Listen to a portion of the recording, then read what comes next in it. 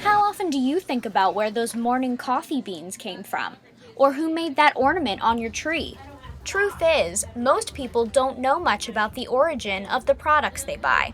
A lot of people in America don't realize that you can think globally while acting locally. And most don't realize that every little purchase can make a big difference in someone's life. When you buy a fair trade product, you're supporting good working conditions and fair wages. So it's really putting power in the hands of those that are making the products.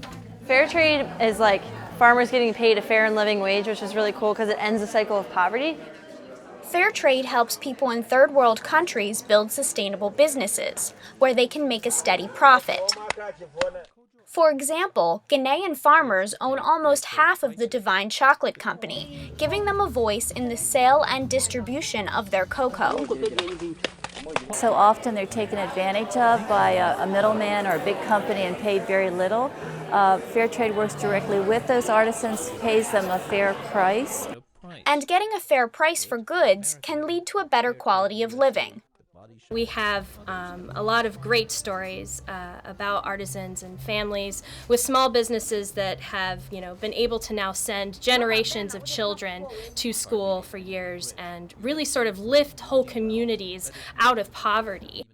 More than 60 years ago, Edna Ruth Byler started the fair trade movement. Byler sold needlepoint products out of her trunk to help the poor in Puerto Rico. She expanded this idea of putting the power in the artisans' hands and just finding a market to tell their stories and show their products and get as much income back to them as possible. Today, Byler's movement has grown into 10,000 villages, a retail chain with more than 70 stores, like this one in Bethesda. Every purchase that you make over there is, artisans are already paid in advance for that product. Recently, the fair trade movement has really taken off. I think fair trade is very marketable. I think people like buying products they feel good about, and fair trade certainly is that perfect picture. Last month, the student group Fair Trade UMD held a marketplace where vendors came to sell their goods.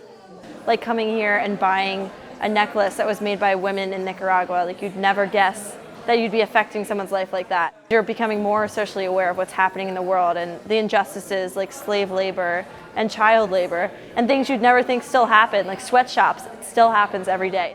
The group wants more fair trade options for students on campus. They also hope to spread awareness. This was fair trade.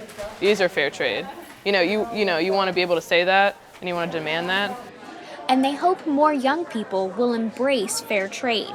Here you have so many young minds, and they're so excited about changing the world, about doing things better than it has been done in the past. It's such a dynamic idea that could be passed on and help change the world.